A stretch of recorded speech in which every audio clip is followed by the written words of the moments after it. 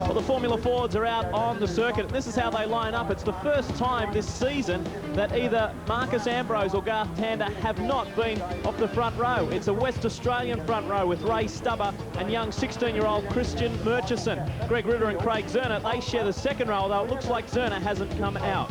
Row 3, our championship leader, Garth Tander, in a bit of trouble in qualifying. Adam Macro alongside in the spectrum. Row 4, Todd Kelly and Kerry Wade in the Van Diemen.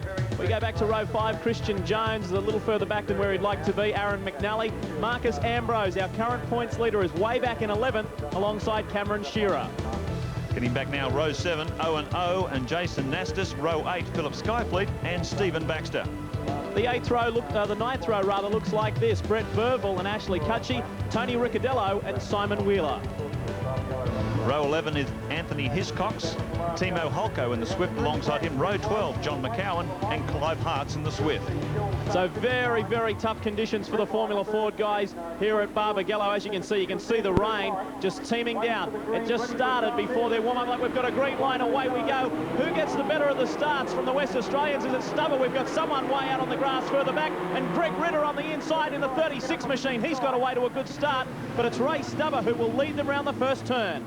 Yeah, great start from Stubber, 41 years of age, one of the local guns who always comes out of the woodwork when the championship comes over, but a great move there on the inside as Stubber gets pushed back in the order, back to second position as this massive field sort themselves out. Look at the amount of spray coming off these wheels.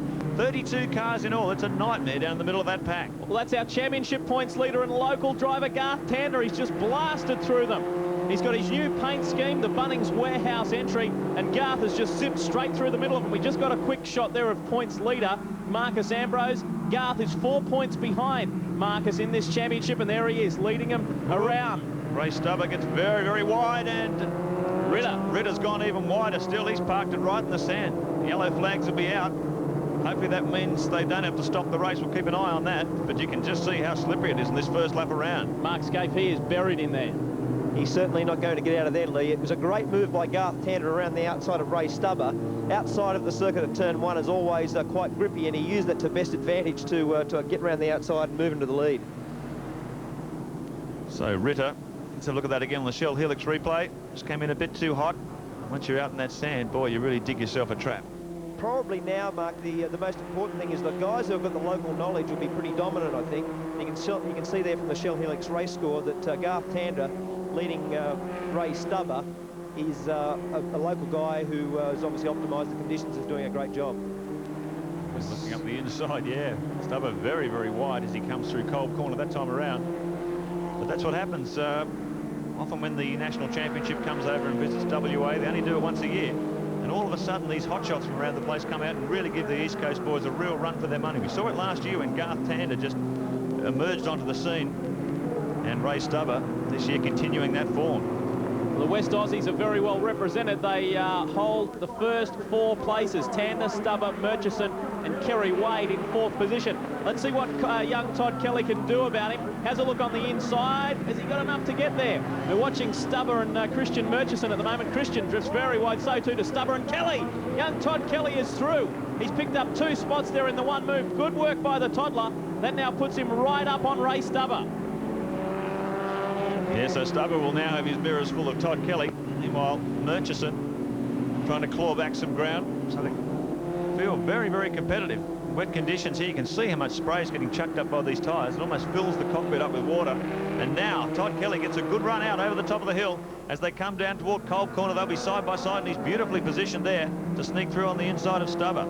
Stubber holds a very defensive line. He has been drifting wide here. Here's Kelly's chance, and he's got him.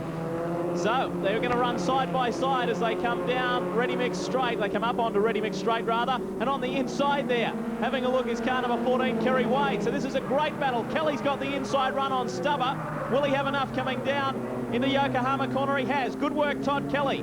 That was a smart bit of racecraft by Todd Kelly there. He must have been watching Stubber's line through there in previous laps. He took a very, very wide entry to the corner, and he just made sure he was taking that traditional line, and he snuck up the inside. Good move from Kelly. That moves him up. This is a really aggressive charge.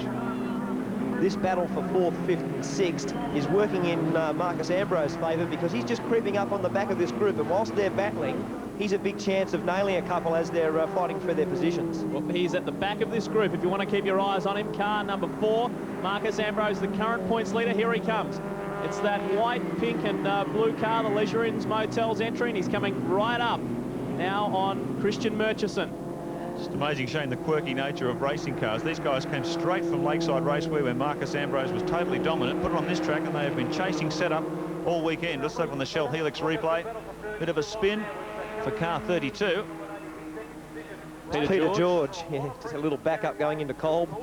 To give you an indication, oh, we've gone off. That's Murchison. Christian Murchison has gone. So the Bunnings Warehouse entry rejoins the circuit, and that's not going to help him at all. It's going to help Marcus Ambrose, though, because Ambrose is now up into the top 5. Look at this attack on the inside from Kerry Wade. Trying to get the inside of Stubber.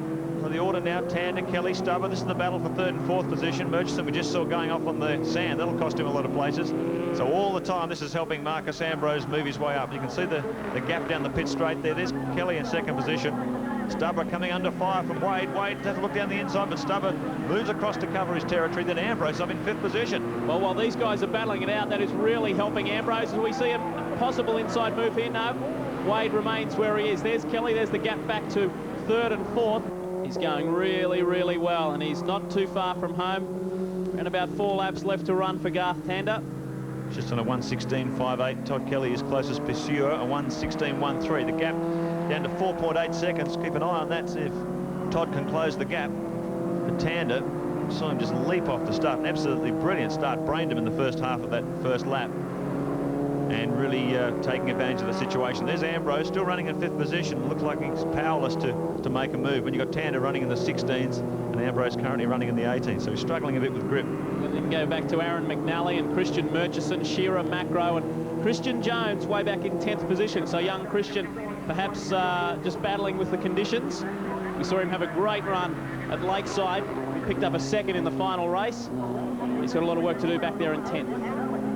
This morning's warm-up was cut short, so in the end, a lot of the guys that were going to try things in the wet maybe didn't get as much time as they thought they were going to get. You see Marcus Ambrose sliding the car into turn 1, and some of the guys probably can be a bit of a hero or zero here. You can change the setup, and if it works, obviously you get the rewards. But a couple of the guys like Christian Jones and maybe Marcus Ambrose are suffering from car speed because clearly they really haven't got a very good setup for these conditions. Just caught a quick glimpse there of Adam Macro. He has gone way back. He's gone backwards. Oh, I think Ray Stubber's come off to the other part of the circuit. Just coming up through Shell Corner. Ambrose currently 5th. Oh, a little bit oversteering on the way in there. It's obviously got a lot of rear bar on the back of it or something, because certainly it doesn't want to head at the corner the way he'd like. This is going to be pretty crucial for the championship, obviously, because even though the car's not very good, he's going to end up 4th.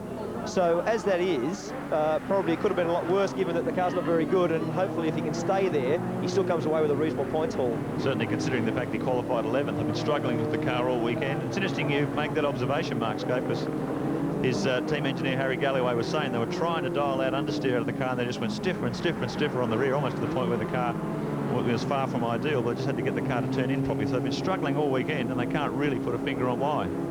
So he's certainly been the best in qualifying. It would have been very frustrating times for him. As we watch car 14, Kerry Wade, one of the local drivers, sitting in 3rd position at the moment. He's our race leader, Garth Tander, and he is coming round. He's within a couple of laps of home. Under brakes for Yokohama corner. Oh, look at the locked up inside tyre there. Just shows how deep he was going under brakes. The conditions very, very slippery. And it looks like Todd Kelly has in fact moved into the lead. He has, so. Oh, we've had a mix-up there. Yeah. So somewhere in the back, I think he's got a deflating front tyre there. That front right. Yep, you've got the front right tyre. It's looking like it's flat. That's why he locked it up, turning into Yokohama corner. He has picked up a puncture by the look of it, and that's allowed Kelly to sneak through on the inside. What a shame. Well, it's going to be very interesting to see whether he can hang on. And I'm looking at Marcus Ambrose, whether he's going to be able to remain where he is. He's having a lot of trouble steering that car. Well, that'll be virtually undrivable to Mark Scope. Very hard to turn into corners. Well, you can see the amount of understeer that Garth's got there. He's in a lot of trouble. It's got hardly any pressure in that tyre, and obviously he's losing ground. But again, for the championship, he's got to try to hang in there and get the maximum points.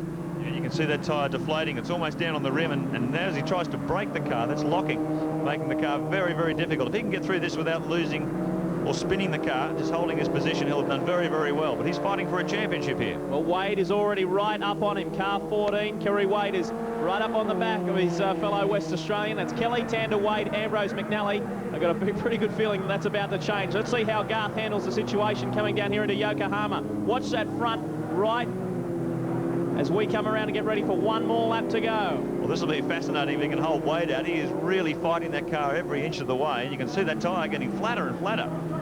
And Ambrose is coming right up. There he is, looming in the background, top of your screen. Car 4, that is Marcus Ambrose. So this is going to be a very interesting last lap. The really tough thing for him is this right-hander coming over the top of the hill. They come out of Shell Corner up over Barbagallo. When he's trying to turn the car left, it's going to put all the weight on that outside tyre, and that may be where Wade will try and pounce. And Mark Scaife, no doubt that Ambrose can see this. He can see what's happening up ahead, and he'll be trying so hard to catch up. Here goes Wade, he's got him. Yeah, you can see his victim in trouble, side by side as they come over the top, but he's pretty well positioned on the inside. If he can get a good run out of here, no, Wade not able to pounce. He tries to look down the inside. So Tander is doing a terrific job here under very, very difficult conditions. Holding an inside line, he's doing the best he can be. Drifts very, very wide. You can see that wheel just locking, then releasing, locking, then releasing. Wade cannot get past him. Marcus Ambrose won't have enough time, but this is the battle we'll focus on. It's for second and third. Garth Tander has been our race leader for probably 10 of the 12 laps, and now he's got to try and fight this home. So Kelly's in first, Tander in second. He's desperate to try and hold on to this position. Braking hard for Yokohama corner, final time. Looks like Wade hasn't been able to answer the challenge. There's a checker flag. Todd Kelly takes the win. And Tander will just hang on for second position. So a great fighting championship drive that from Garth Tander. Good work to the West Aussie there. Garth Tander, he had to battle that. Todd Kelly will just be over the moon. That's his second win this season, and that really helped his championship points situation. He's sitting in third. He's some 42 points behind Tander, but it's really going to consolidate that third spot, considering Ritter went off. Here's the final placings for you. Todd Kelly, of course, in for the win ahead of Tander and Wade, which we kept a close eye on. Marcus Ambrose, well done. He came out of the top 10 from starting, that is, to finish in fourth. And rounding out the top 5 is Aaron McNally.